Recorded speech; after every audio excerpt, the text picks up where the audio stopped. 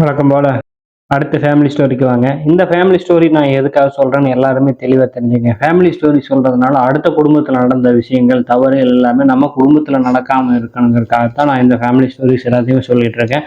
அப்படி இந்த family stories சொல்றதுனால அதை கேட்டு உங்களோட குடும்பத்துல அப்படி தவறுகள் நடந்திருந்தாலும் அதை திருத்திக்கிறதுக்கான ஒரு மிகப்பெரிய வாய்ப்பா தான் இந்த ஃபேமிலி ஸ்டோரிஸை நான் சொல்றேன். வாங்க கதைக்குள்ள போலாம். இந்த கதையில ஒரு அம்மா அப்பா அவங்களுக்கு அவங்க லவ் மேரேஜ் பண்ணியிருக்காங்க. அவங்களுக்கு 2 பையன்கள் பிறக்கிறாங்க. அந்த 2 பையனையுமே நல்லா படிக்க வைக்கணும் தான் அம்மா அப்பா விரும்புறாங்க. ஆனா என்னன்னா பெரிய பையன் பெருசா படிக்கல, சின்ன பையன் நல்லா படிக்கிறான். அதே மாதிரி பெரிய பையன் 10வதோடய நின்றுறான். அதனால என்ன பண்றாங்கன்னா லோக்கல்ல ஒரு கம்பெனிக்கு வேலைக்கு அனுப்புறாங்க. அப்புறம் கொஞ்ச நாளுக்கு வேலைக்கு போயிட்டு இருந்ததுக்கு அப்புறம் என்ன பண்றாங்கன்னா சொந்தமா ஒரு வண்டி வாங்கி கொடுத்து அந்த வண்டியை ஓட்ட சொல்லிடுறாங்க. அப்படியே போயிட்டு இருக்குது. இப்படி போயிட்டு இருக்கையில சின்னவன் என்ன பண்றான்னா நல்லா படிக்கிறான், நல்ல மார்க் எடுக்கும். அதே சமயத்துல அவன் மேல் டபுள் டிகிரி படிக்கிறான். அந்த டபுள் டிகிரி எல்லாம் படிச்சு முடிச்சுட்டு அவன் வந்து கம்பெனிக்கு ஒர்க் பண்ணுவா போவான்னு பார்த்தா அவன் அந்த கம்பெனிக்கு ஒர்க் பண்ண போகல. அவன் என்ன பண்றான்னா அவனும் லோக்கல்லையே வந்து நார்மலா ஒரு பிசினஸ் பண்ணலாங்கிற கான்செப்ட்ல தான் போயிட்டு இருந்திருக்கிறான். அதே சமயத்துல இவன் என்னென்ன தவறு பண்ணியிருக்கான்னா காலேஜ் ஃபர்ஸ்ட் இயர் போகும்போதுமே இவன் ஒரு பக்கா பிளே பாயா தான் இருந்திருக்கான். இவனோட டேலண்ட் ஒரு பொண்ணை எப்படி எல்லாம் பேசி மயக்கலாங்கிறது மட்டும்தான் இவனோட ஃபுல் கான்செப்டாவே இருந்தது. காலேஜ்ல நல்லா படிப்பான், பாக்குறதுக்கு நல்லா பர்சனாலிட்டியா இருந்திருக்கான். அதை வச்சு இவன் வந்து நிறைய பெண்களோட வந்துட்டு அவங்களோட தனிப்பட்ட விஷயங்கள் எல்லாத்தையுமே தெரிஞ்சுட்டு அவங்களோட உல்லாசமா இருந்திருக்கான். அவங்களோட போட்டோஸ் வீடியோஸ் எல்லாத்தையுமே இவன் பர்சனலா எடுத்து ரெக்கார்ட் பண்ணி வச்சிருக்கான்.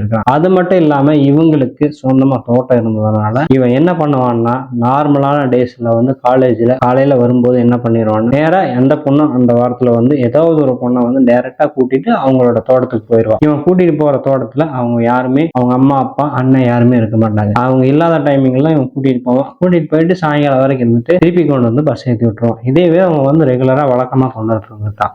இந்த சுச்சுவேஷனை ஒரு நாள் அவங்க அண்ணன் வந்து பாத்துறான். அப்ப பார்த்துட்டு தம்பி கிட்ட கேட்கிற அப்படி என்னடா என்னடா நடக்குது, யாரா அது அப்படின்னு சொல்லி கேட்கும்போது ஃப்ரெண்டு அதனால வந்திருக்காங்க அப்படின்னு சொல்லி சொல்றான். போய் சொல்லாம உண்மை சொல்லு அப்படின்னு சொல்லிட்டு 2 பேருமே நல்ல நார்மலா வாக்குவாதம் நடக்குது. அது மட்டும் இல்லாம 2 பேருமே அண்ணன் தம்பியாவும் இல்லாம ரொம்ப நல்லா க்ளோஸ் ஃப்ரெண்டாவும் இருந்திருப்பாங்க. ஏன்னா ஏஜ் ரொம்ப டிஃபரெண்ட் கிடையாது. 2 பேருக்குமே ஒரு 2 வருஷம் தான் டிஃபரெண்ட். அதனால ரொம்ப இது பண்ண மாட்டாங்க. 2 பேரும் நல்லா ஃப்ரெண்ட்லியாவும் அண்ணன் தம்பியா எப்படி இருக்கலாம்னு அவங்கள பார்த்து கத்துக்கலாம், எப்படி இருக்கக்கூடாதுன்னு அவங்கள பார்த்தே கத்துக்கலாம். அந்த மாதிரி இவங்க 2 பேருமே நல்லா க்ளோஸா இருந்தாங்க. அம்மா அப்பாவையும் நல்லா பார்த்துக்கிட்டு இருந்தாங்க. இவங்களோட ஒர்க்கும் பிசினஸ் எல்லாமே நல்லா போயிட்டு இருந்திருக்குது. இவங்க அண்ணனுக்கு வந்து பாத்தீங்கன்னா ஒரு தவறான எண்ணம் தோண ஆரம்பிக்குது. என்ன எண்ணம்னா இப்படி தம்பி கூட்டிட்டு வர பொண்ணுங்க கூட நம்ம ஏன் உல்லாசமா இருக்க கூடாது, அவங்க நம்ம வந்து யூஸ் பண்ணக்கூடாது அப்படின்னு சொல்லிட்டு தம்பி கிட்ட டைரக்டா ஒரு சில விஷயங்களை கேட்கறான். அதுக்கு வந்து தம்பி அப்படி எல்லாம் பண்ண முடியாதுன்னு சொல்லிட்டு ஃபர்ஸ்ட் மறுத்தாலும் இவங்க என்ன பண்றாங்கன்னா அண்ணன் ரெகுலரா அவனுக்கு வந்து பீர் வாங்கி கொடுத்து சரக்கு வாங்கி கொடுக்குறது இப்படி எல்லாம் வாங்கி கொடுத்தேன். அவங்க அண்ணன் வந்து என்ன பண்ணிடுறான்னா தம்பியை கன்வின்ஸ் பண்ணிடுறான். சரி ஓகே, இனிமேல் நான் வந்து கூட்டிட்டு வர பொண்ணுங்களை நான் யூஸ் பண்ணதுக்கு அப்புறம் நீயும் யூஸ் பண்ணிக்க, ஒன்றும் பிரச்சனை இல்லை அப்படின்னு சொல்லிட்டு அவனு வந்து சம்மதம் தெரிவிச்சிடறான். இந்த சம்மதத்தை கிடைச்சதுக்கு அப்புறம் அவங்க அண்ணன் என்ன பண்றான்னா இவன் வந்து உல்லாசமா இருக்கிறத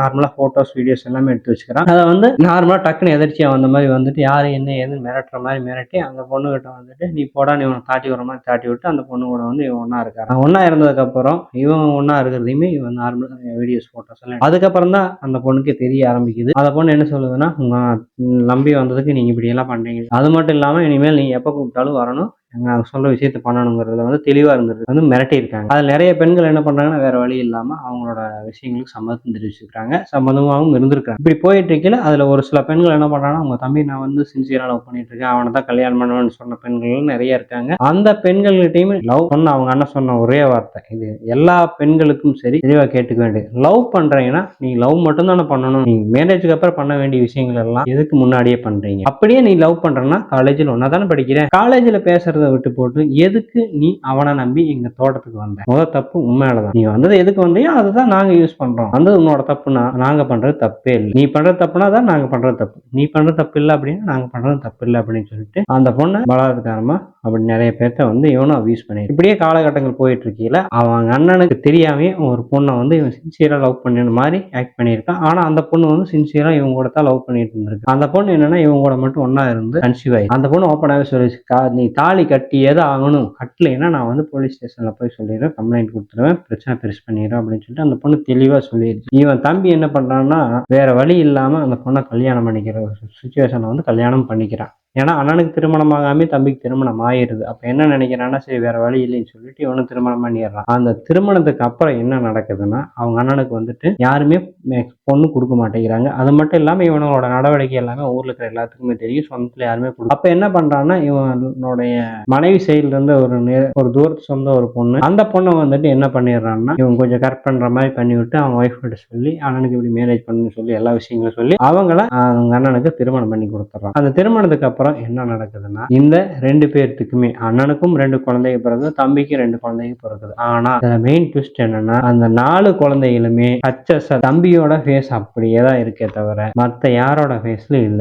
HSL 4 பேருமே சேம் ஜெராக்ஸ் மாதிரி தம்பியோட சாயல்லே இருந்திருக்கு. அத வந்து நிறைய பேர் டைரக்டாவும் கேட்டிருக்காங்க. ஆனா என்ன நடந்தது அப்படிங்கிறது அவங்களுக்கு மட்டுமே தெரியும். இந்த கதையில நான் எதுக்கு அவங்ககிட்ட சொல்றேன்னா, நீங்க செய்யற தவறு உங்களுக்கு திருப்பி ரிப்பீட்டா பூமரங் கர்மா மாதிரி வந்து விழும். அதனால மேக்சிமம் தவறுகள் செய்யாம பார்த்துக்க வேண்டியது உங்களுடைய முதல் கட்ட கடமையாகத்தான் நான் இந்த கதையை சொல்றேன். மீண்டும் வேறு கதையில் சந்திக்கலாம். நன்றி, வணக்கம்.